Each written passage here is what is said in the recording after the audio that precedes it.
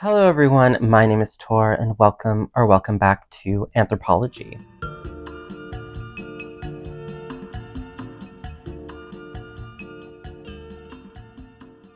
Thank you for joining me in today's video. I hope you're all doing well. It's almost the Christmas season. I'm so excited. Happy holidays to every single holiday that is practiced in this festive time. Today we have an analytical video, if you can tell by the title.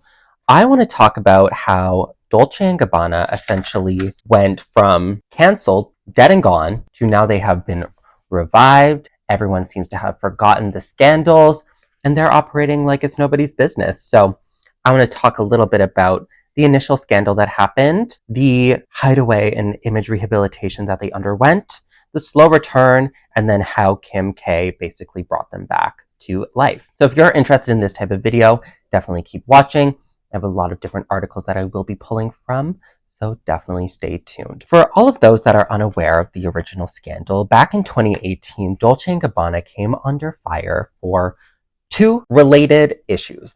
The first one, in advance of their 2018 presentation in Shanghai, they released a D&G Loves China campaign, essentially showcasing a Chinese model attempting to eat a cannoli, a very large cannoli, with chopsticks. This came under fire because she was like, oh, I don't know how to use it. It's basically presenting it in a way that Chinese culture and the Chinese people are incapable of eating different cultural foods because they don't know how to approach it. They essentially just show her eating this parts of the cannoli cream with chopsticks and like calling it a day, not using a fork and knife, not using her hands, not using anything. And while this seemed to be a bit tongue-in-cheek, just being like, oh, look, like the Italian culture is making its way to China and they don't know how to react to it. It was followed up from criticism. Diet Prada, the Instagram account, they specifically called them out during this campaign, being like, this is culturally insensitive. This basically doesn't highlight Chinese culture in the way that they think it does. Stefano Gabbana essentially took this to heart, went on a racist tirade in his DMs with anyone and anyone who dared to criticize him, calling, I'm not going to use the word that he called, but I will put the images up here, basically spewing vitriol against China, against Chinese people, demeaning his consumer base that he was trying to essentially build up. Like, why would you talk smack about a consumer base that you want to support you?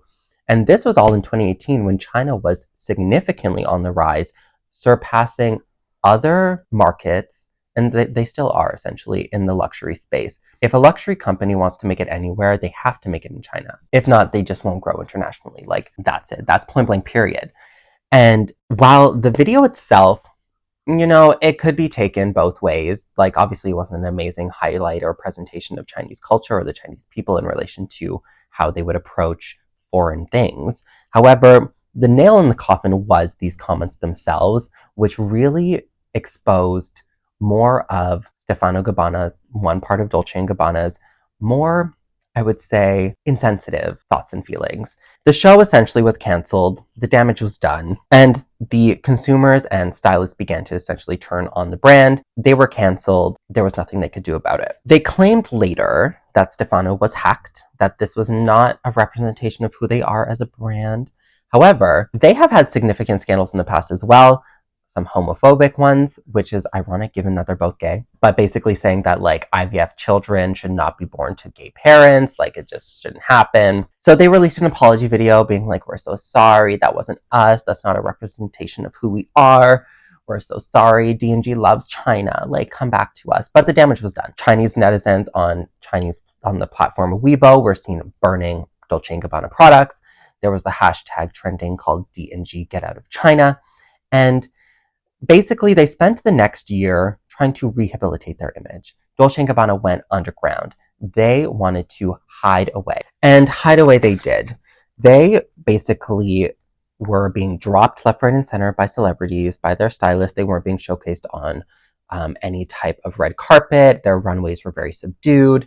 And then they took a different approach. So during their rehabilitation, they essentially decided to focus on craftsmanship. They wanted to highlight the artisans that built the product. They wanted to take the attention away from the designers, from Stefano Gabbana and Domenico Dolce, and they wanted to put it on the people that make the product.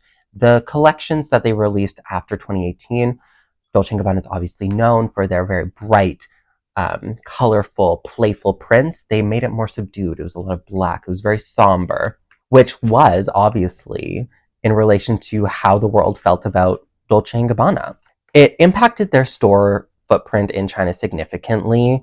Essentially, in 2018, according to CNN, they started with 58 boutiques, which was then downgraded to 47 as of 2021.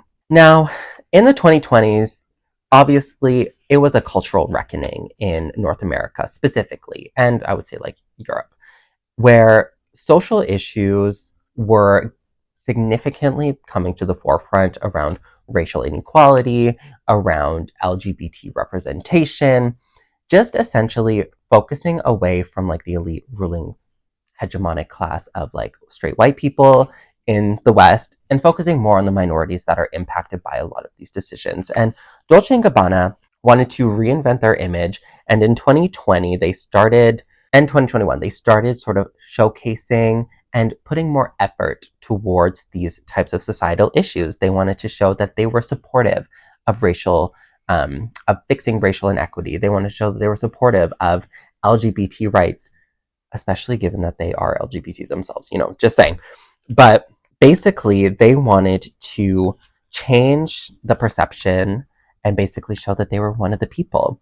And coinciding with their craftsmanship collection, they also started to present differently online. So this is when in 2021, they set the record for the sale of a $6 million NFT. It was basically like a gold dress or something.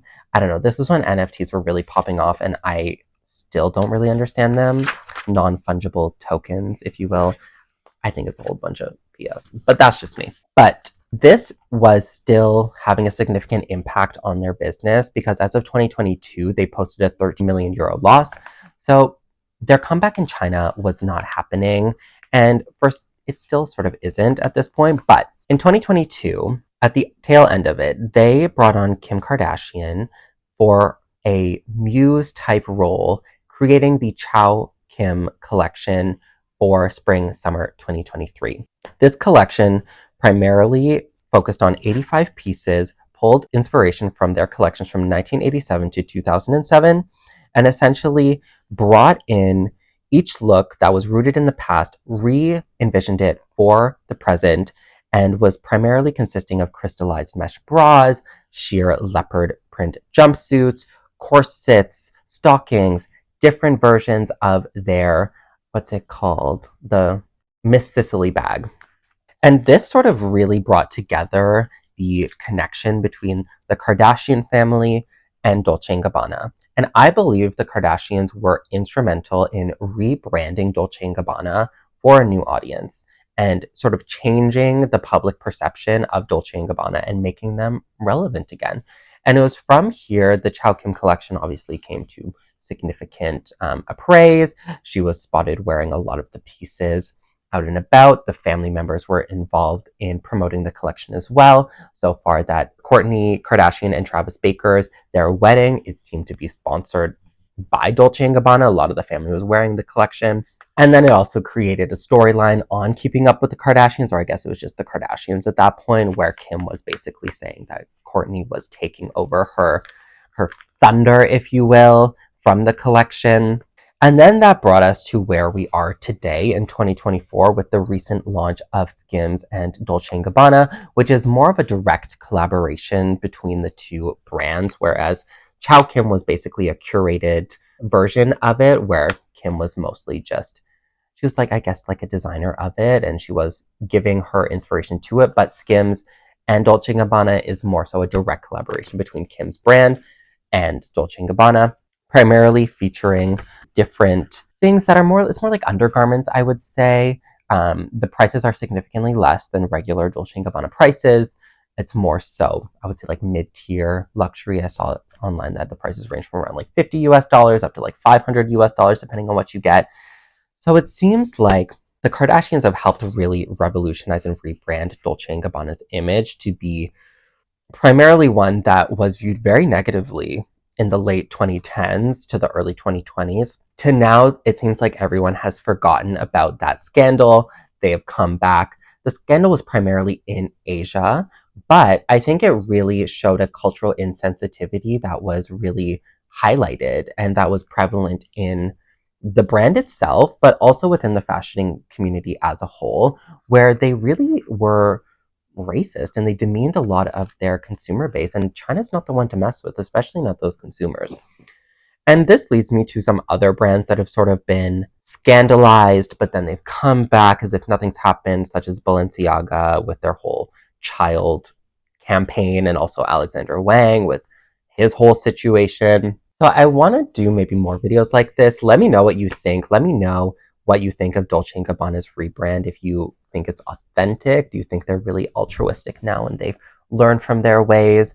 Or do you think that they saw that their bottom line was being destroyed and they had to find a way to change that public perception? So that's my little video. Let me know what you think. Thank you all for watching, and I'll see you all next time.